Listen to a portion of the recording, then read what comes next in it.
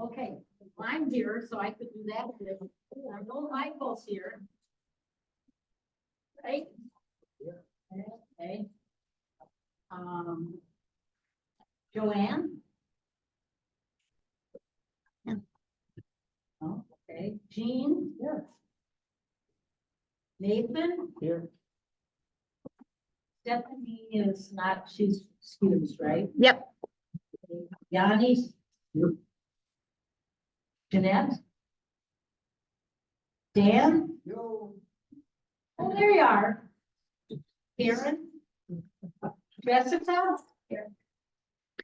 Lisa?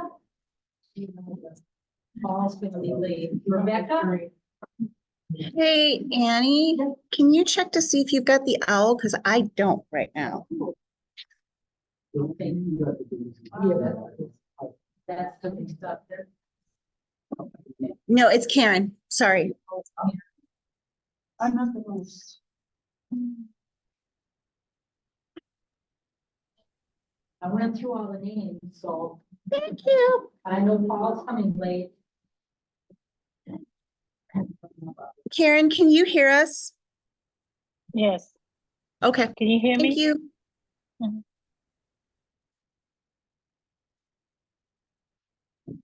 Oh, Joanne's here.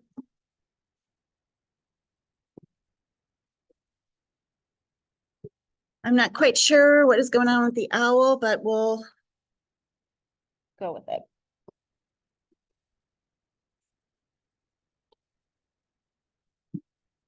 Oh, that's what's wrong with the owl. I must have kicked it off. Okay, Yanni, do you want to call us to order? We'll call the Waters Plant meeting to order.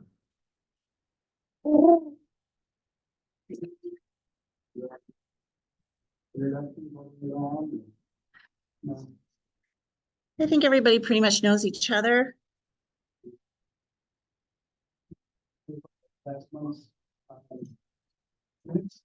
Yes, so move. Second.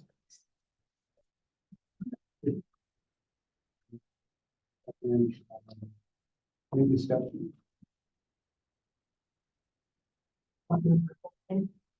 No. Minutes are approved. Okay.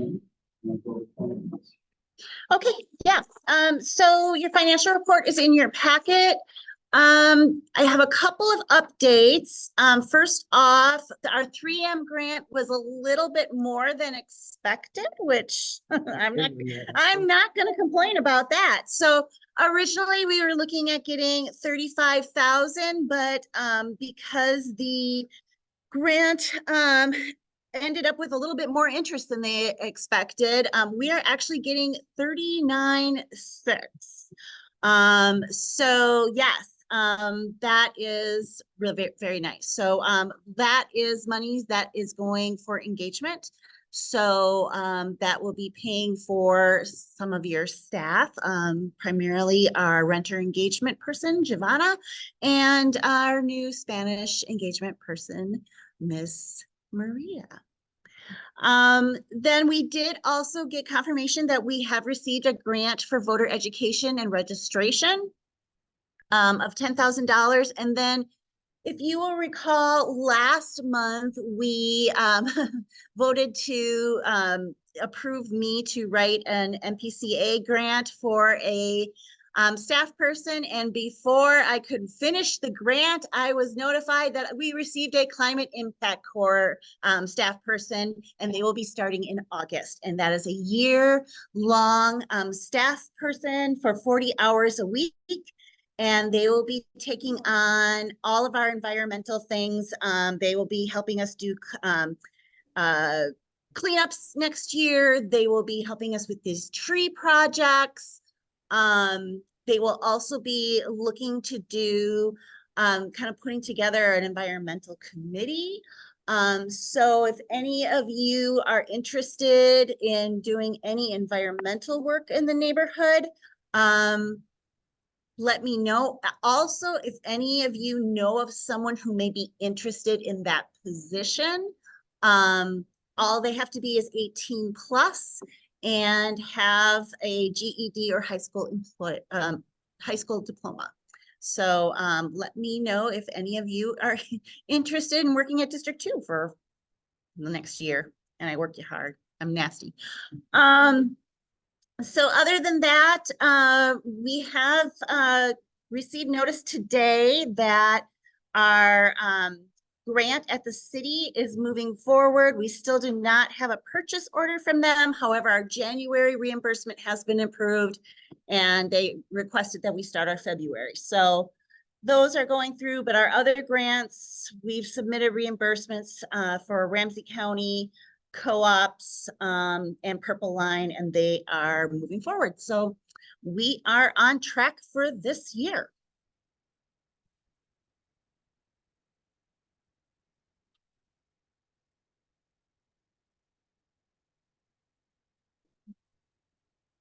Maybe would you like to accept a motion to approve pending audit?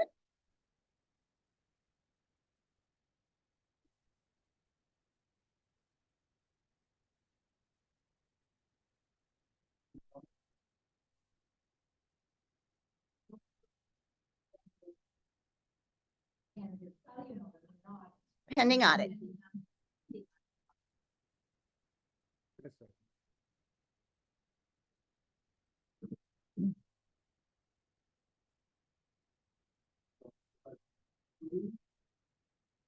Maybe all in favor?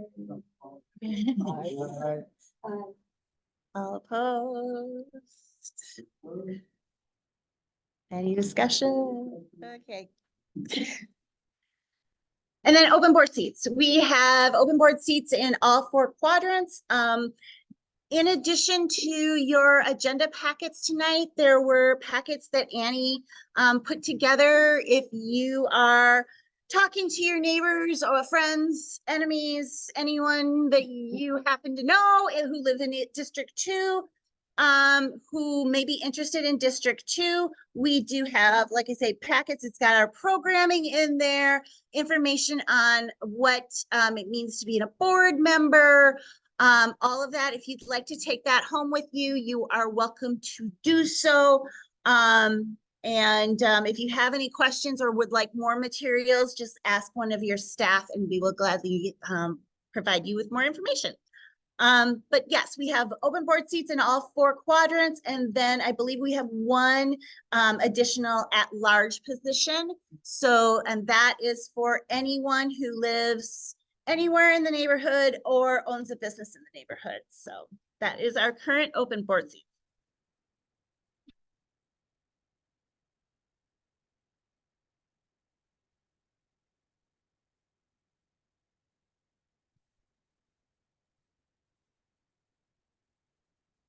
Yeah, Mike had brought forward a resolution. Mike, did you want to take the lead on that?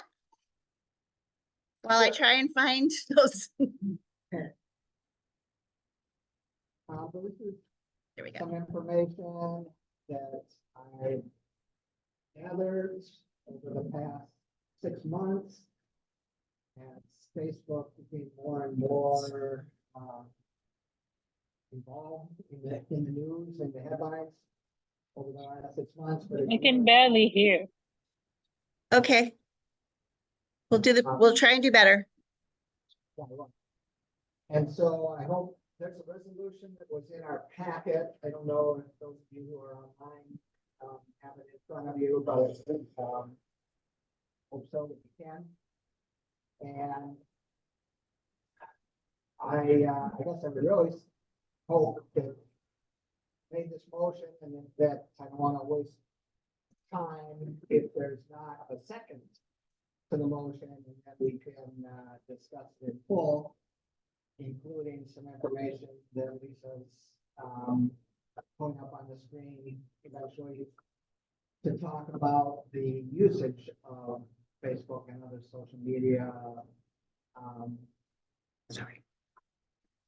the pages and that the community council has. So you see at the bottom here, and I'm willing to, accept, amendments or clarifications on the motion at the bottom.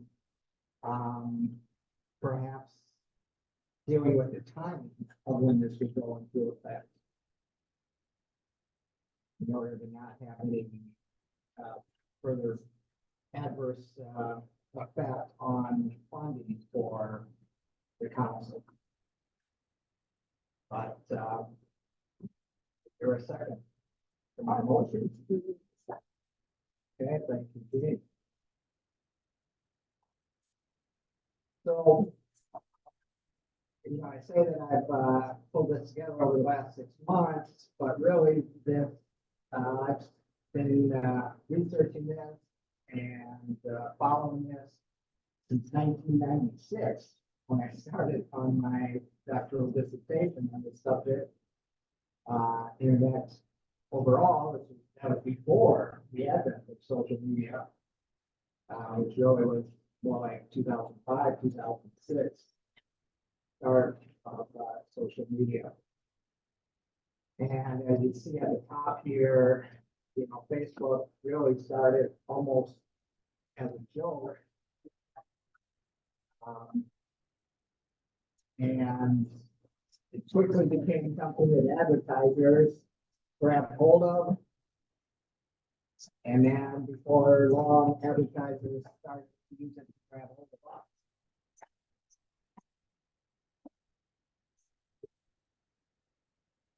So I know that a lot of us have had, use of social media, Facebook, probably the most of it to start. It was very helpful, handy. I think that there have been ways that it has, been handy for the community council. And, attesting to that is the usage of it. But as the years have, passed here, as the technologies developed, as Facebook has developed or evolved the technology, there have been more and more adverse effects. And it really gets to the point that the more success that we have in gathering an audience over social media, really the more adverse effects that we are engaging our community and our users in potentially. Ranging from annoyances to how much they get targeted with ads, to violations of our privacy, to propaganda and disinformation that is targeted at us, and threats, disruptions to our democracy, to the media, and also the effects that it has on people's viewpoints of themselves, their body images, and their mental health. Perhaps you saw, I believe it was in January, that Mark Zuckerberg and other social media owners were called before a congressional committee, and there were dozens, more than 50 sets of parents who were there in the audience at that hearing,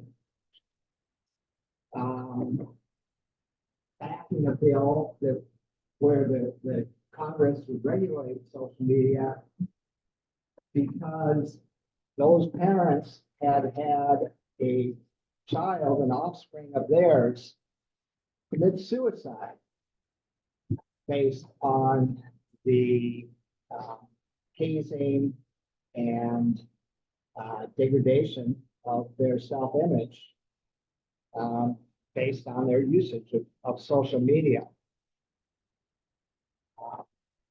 I just would hate to be involved in something that can lead to that. And it's not just one or two isolated cases. So in December, I had a motion similar to this in our the Minnesota chapter of the Fulbright Association, of which I'm the president. And we became the first Fulbright state chapter in the country to quit Facebook and Twitter and Instagram. Didn't have a TikTok. And that's something that's under consideration now for all of the 50 chapters of Fulbright scholars across the nation. And so then I asked Lisa and Annie to give us an idea of how much our social media is used for the District 2. And she reported back on that. We were able to find it now to remind us. Yeah, Sorry. okay.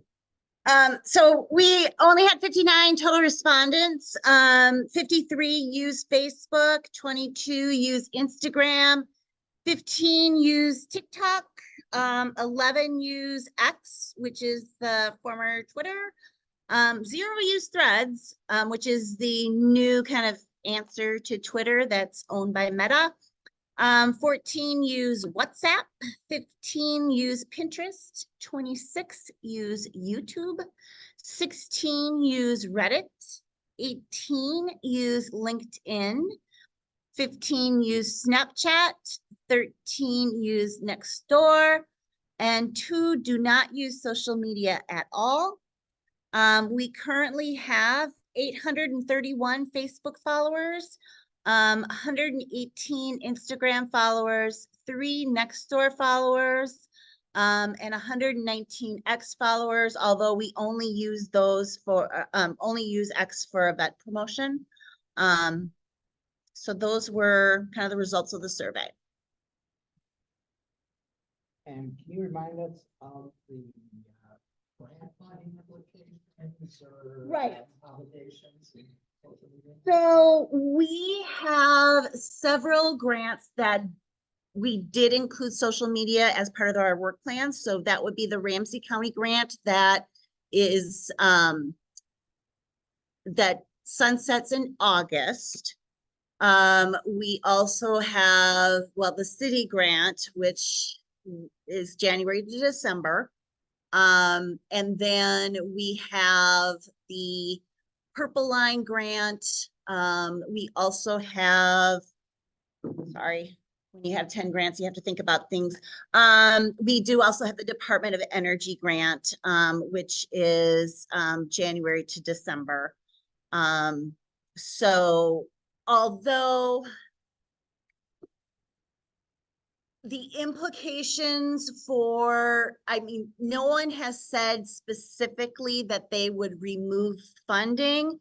We did include in social media on all of our work plans. So it is feasible that a percentage of the funding would be taken away.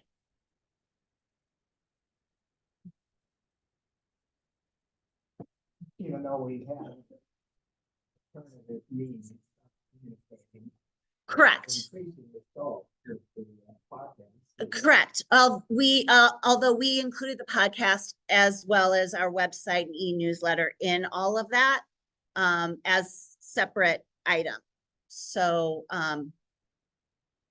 that's it.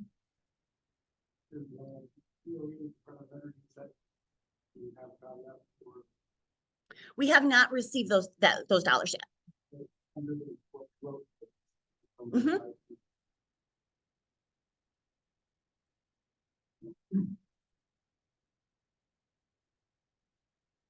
As I understand it, you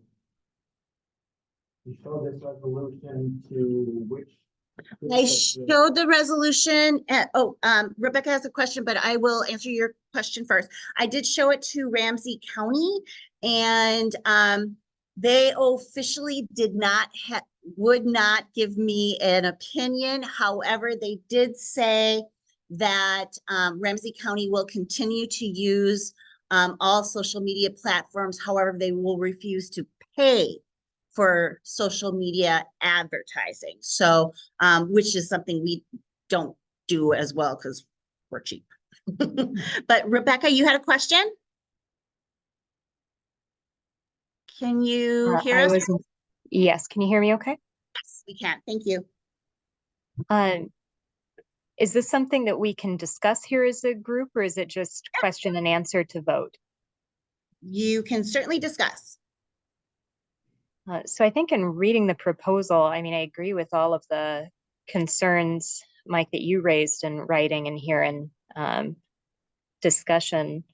I think the challenge is at what level this will be addressed. Separately in my work, we do recruitment, and the only way that we get younger individuals involved in research is with recruiting through support organizations that use things like social media to engage members versus emails and mailing lists and some of the things that different generations are more apt to engage with. And so I guess my concern, if we decide we're no longer engaging with those platforms because we have genuine concerns about how those platforms behave and how they're using people's information, that we're going to lose engagement with, you know, the little bit of engagement that we do have with younger members of our community.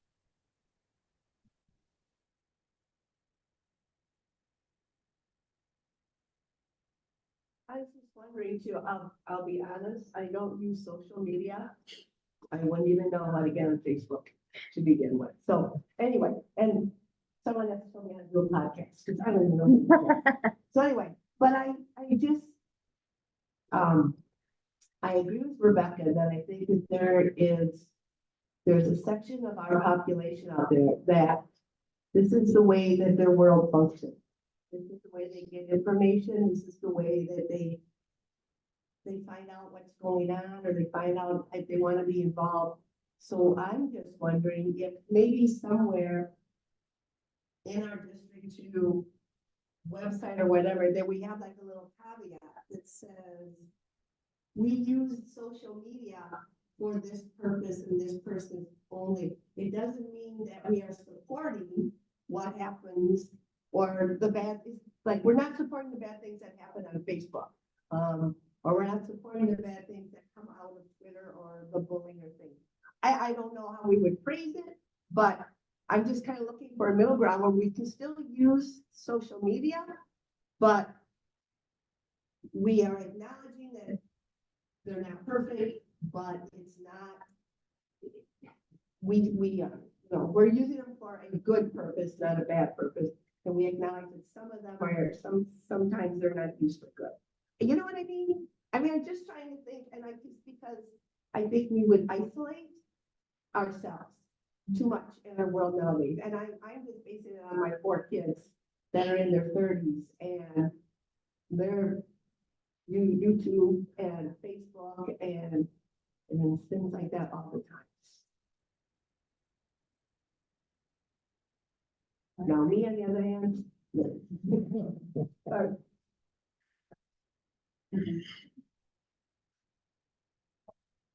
I agree with Joan. Being younger myself, I'm on social media. Now, do I engage in sharing all the negative posts or my personal opinions about, you know, politics or anything like that? No. I might put a picture of the dog up, you know, but, and like, just like some of the things with like the exercise that's been going on. Print ads, magazines and the grocery store. Yeah. So I mean, I agree with your points to like a level, a certain level, but like addict children and teens, I think that that's a parent's job to, you know, monitor their use. I think more of that. I mean, they're not going anywhere. you know, and people are always gonna use them. And I don't think that we post anything negative. I can Google and get a chicken ad, you know, in Instagram. So like every platform's manipulating you in some way. It's not like just isolated to social. And like, I don't think our website is manipulating Right. anyone in any way. right, And, you know, I do think there are alternatives. And, you know, this is a serious professional public organization. I think LinkedIn is a good, maybe not perfect, but a good alternative also. We have great videos that could be posted on our website too, not just YouTube. You know, I know that there are challenges, but the problem is that social media, Facebook and Instagram, Meta in particular, the challenges are there in a way that are you know, not transparent, in a way that hurts people without them understanding or realizing that they and their relatives, their friends and family can be hurt. And there's good research to show about the ways that it has hurt democracy. And that's what we're here. We're at the grassroots level of democracy. It's a bad precedent, a bad example for us to be engaged with platforms that are willfully doing it. Jean? It's probably the oldest one here. I can honestly say, I don't use all of those platforms either. I like the old email and I like the way, actually, I just to make it short, I think any way you can communicate with people. Facebook, I like it, but I'm not gonna say, I think we need to reach out to people in every way that we can. Well, okay, so just explain me this. I'm super tired too. By us, and I'm just trying to get, by us being on Facebook and Twitter and X and Instagram, are you saying that people, our community, because we use those, are they saying that we are endorsing and advocating all the bad things that happen? On these, I'm just trying to figure out that, because we use them for our district council, do you think the public out there is thinking, well, you know, look at all the kids that have committed suicide by on Twitter, there's D2 using Twitter, I shouldn't, you know, I'm just trying to figure out, are you saying that we are guilty by association? No, it's more insidious than that. What I'm saying is that we are encouraging people to use social media. We encourage them to use it to gather information about our activities and that they need to be on social media in order to keep abreast with our activities. And in so doing that, they are opening themselves in a non-transparent way to all of the ill effects that these social media have. That Congress has, you know, is investigating, and that the state of Minnesota, with its attorney general, who is the lead law enforcement officer of our state, of our government, of which we were a tiny piece, is suing this organization. But the state still uses it as a form of communication. They're still using Facebook, they're still using all of those. So are they walking? They're not walking the talk right now. Exactly. Great. I wanna know what our staff thinks. You guys use it. What do you think? To be perfectly honest, it doesn't matter what we think. This is your organization. Sorry, we serve at the pleasure of the board. No. Rebecca? Michael, with the other organization that you took off, The Fulbright Fulbright. Association and so chapter. what is that? So Fulbright Scholars are, it's a facet of the U.S. Department of State. And Fulbright Scholars goes back to 1946 after World War II. It's funded, it was a predecessor of the Peace Corps. And Fulbright Scholars are professors and graduate students. Half of all the Fulbright Scholars in the world are academics, like I was. I'm an emeritus professor who go to other countries around the world and teach, do research, act as ambassadors around the world. And the other half of the 8,000 Fulbright Scholars come to the United States, including we have 79 of them in Minnesota this year, and come from all over the world and study and teach and do research here. And what's the average age of a member? Like I say, it ranges from graduate students who are in their early 20s to other emeritus professors, old gray hairs like me. Right, so you're used to using emails, like, I think the younger. Well, I was on social media from 2005 until a year ago. 2020. Rebecca has a question online.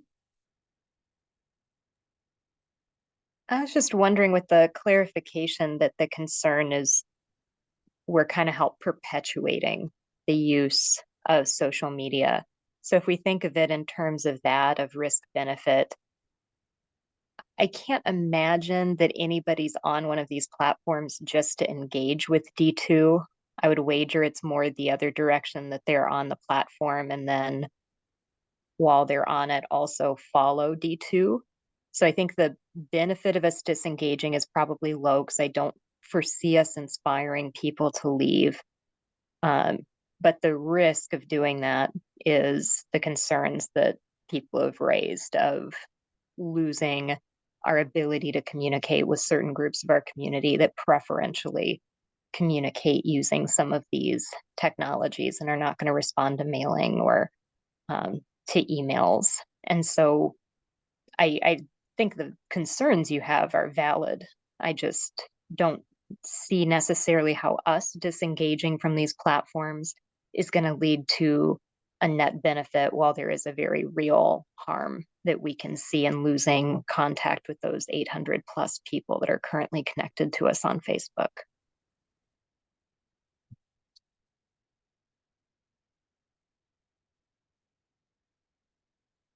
Yeah, I agree. It's largely an ethical question. And but the Attorney General of Minnesota sees it as a legal question also. Any other comments? I agree with you, Mike. I do. And this is all spot on. Looking at what we do, we're trying to meet people where they're at. And, Yanni, I'm going to ask you to be a little bit louder just because our owl is being really sensitive today. But our purpose is to meet people where they're at. And this is just one format. It's not like we're buying their meta data and tooling it, we're using it for any of our personal process. It's just to find the community. And not to mention, it looks like it's our highest used platform. As far as the numbers look like the whole, and the economics of it, we would have fundraise almost currently differently with the city funding and then adding up the other grants. So that's my last. Any other comments? Sounds like there's some comments outside. There is a motion on the floor. So, Yeah, I hope no one's voting on this based on whether it's gonna cost our council $200,000 or not. Don't agree with that. again, I do want to make it clear that no entity has said that they will pull funding. No entity has said that they won't, but no entity has said that they will pull funding.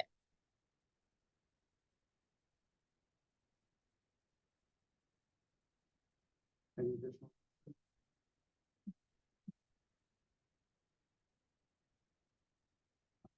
We take the motion to vote. All those in favor? All those against?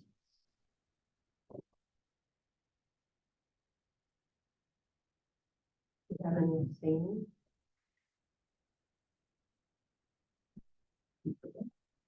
I don't have. I'm opposed. Okay, thank you, Karen. Mhm.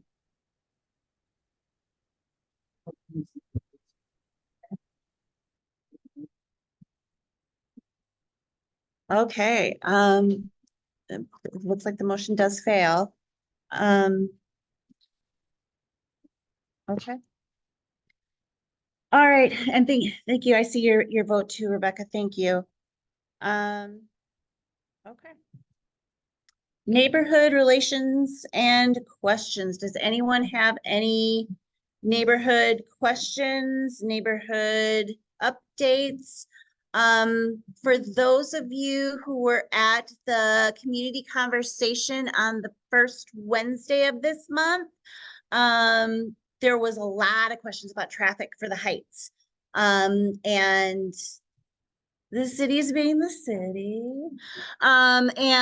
But we are still working on having them come out with the port to have a workshop specifically about traffic. Because this is gonna be, yeah, I mean, this is gonna be the main topic of conversation for a lot of our residents. So they will be coming whether they want to or not. And I will keep you all posted on when that will happen.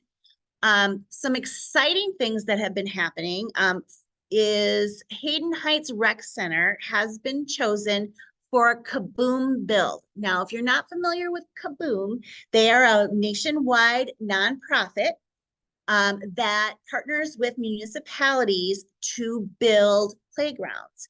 If you look at Heights Elementary on Hazel and Cottage, Joan, thanks.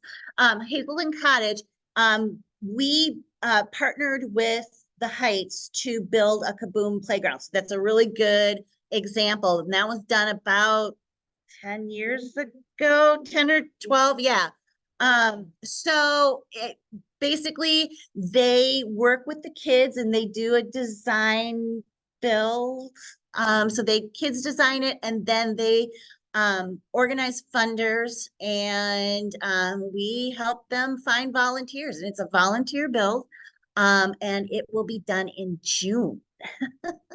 Whoa. Yeah, especially, yeah, when we're helping Habitat for Humanity get volunteers for the Carter build in October. But I mean, it's great because Lord knows Hayden Heights needs love. So any love we can get for Hayden Heights, 2 thumbs up. And they are still looking to do some remodeling of the fields and outer area. And they have assured me that eventually Hayden Heights is on the list for improvements. And I actually saw a map that showed a larger footprint for the building. Now, I don't know when that's going to happen, but I saw the map. And that's the first time I saw a map that showed a larger footprint for Hayden Heights. So Oh. From your words to God's ears. So, okay, maybe someday. Yes, so, they are also looking at improving is that, no, Duluth case, sorry.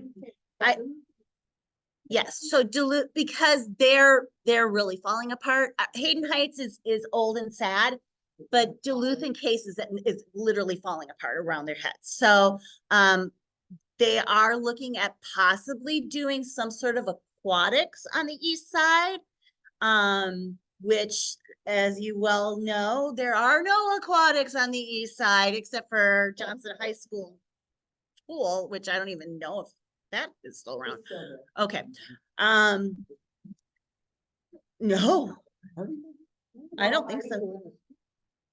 No, Harding doesn't have a pool. Nope. So aquatics is up for debate. They have partnered with the U of M architecture school, and those kids are going to be doing some workshops this spring to get some community input on what we would like to see at Hayden Heights and Duluth Case. Those will not be real drawings and concepts, but the city hasn't ruled out using them as templates for future concepts. So watch your email boxes and for future conversations about that and future workshops with that. But hey, we're finally getting something at Hayden Heights, which hallelujah. That's, I think, all I have for neighborhood updates. I think it's a big one. Did anybody go to the streetlight talk last night? The Oh, Western dear God. District? I didn't, I couldn't make it, I just went, because everybody was there, all the police were there, the county attorney was there, Parks and Rec was there. Yeah, and Winona was on from Commissioner Zhang's office, and she's popped off now, unfortunately. So I do know that there was a proposal that they want to bring to the legislature this year to require anyone selling to have a permit or license. Yeah, yes. So, you know, you could bring, you know, if you got like a excess of copper, I don't know why you would, you could bring it to like a recycling center or something like that.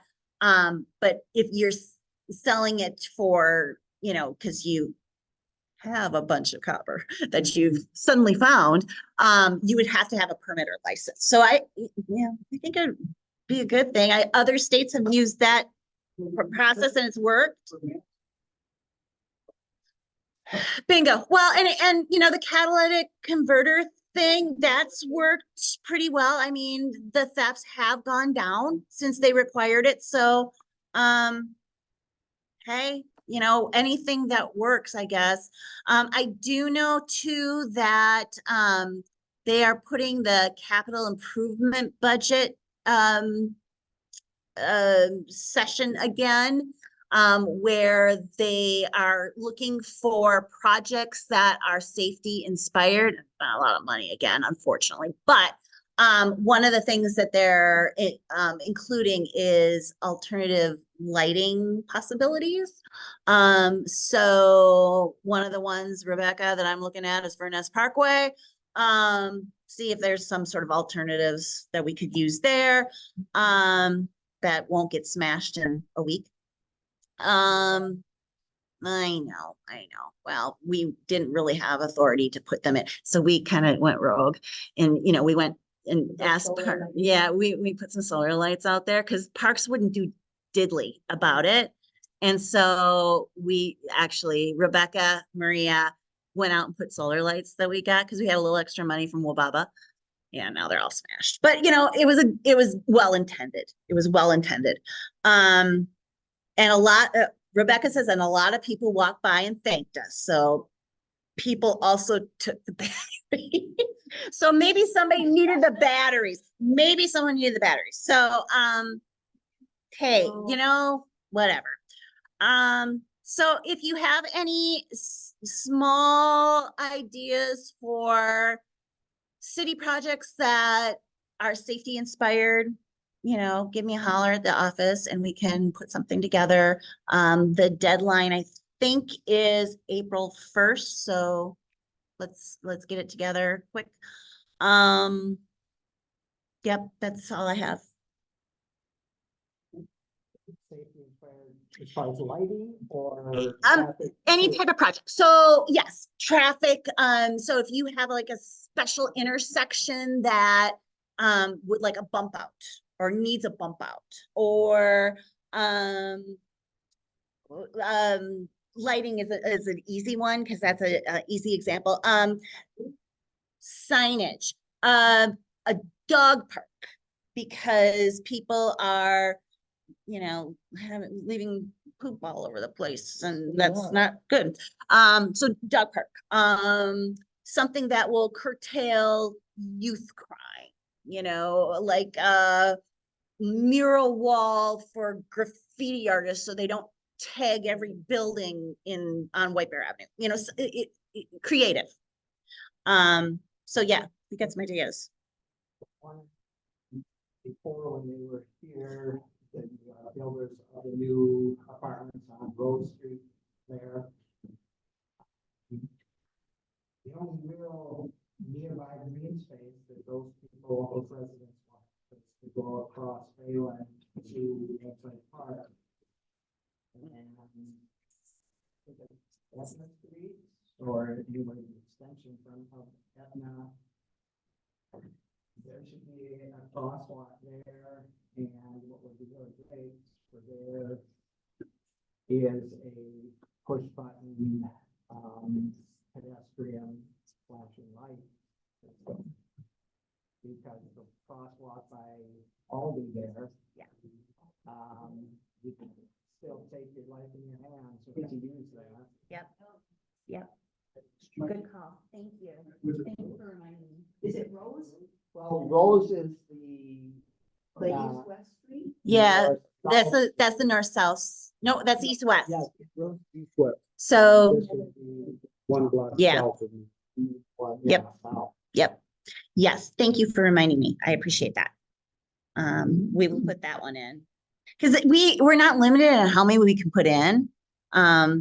So we'll just stick as many spaghetti noodles to the wall and see what sticks. Well, is that safety inspired though? We're walking and taking care of each other, and we're encouraging other people to come out and walk with us. I thought you were. Oh, for crying out loud, forget it. Oh, Well,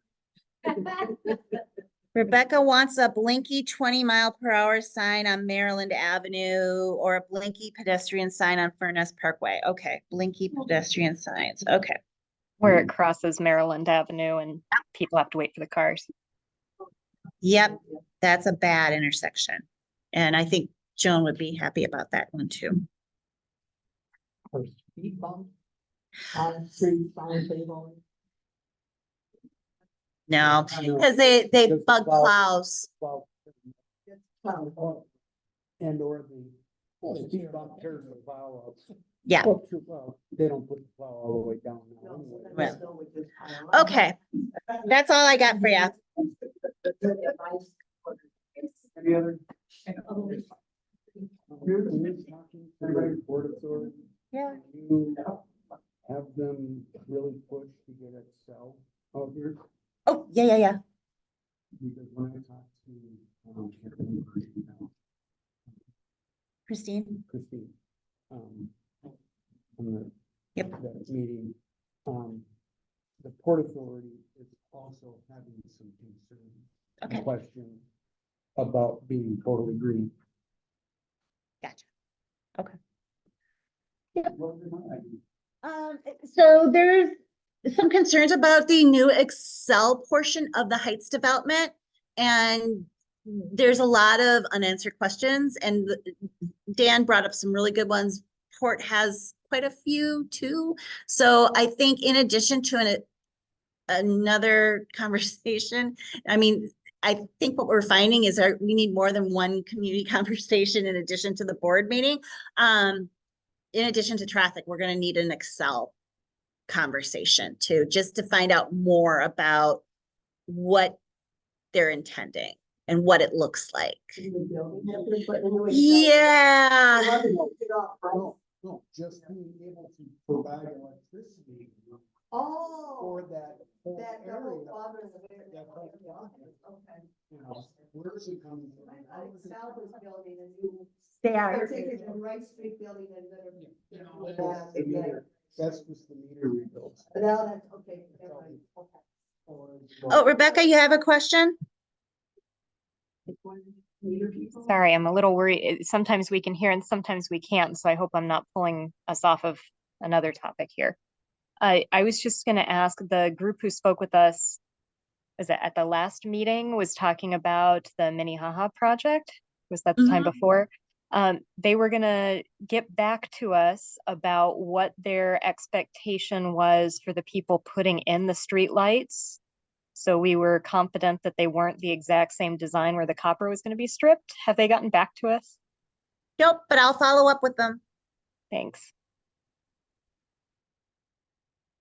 You're right, Rebecca, because we told them, don't put copper in the new streetlights.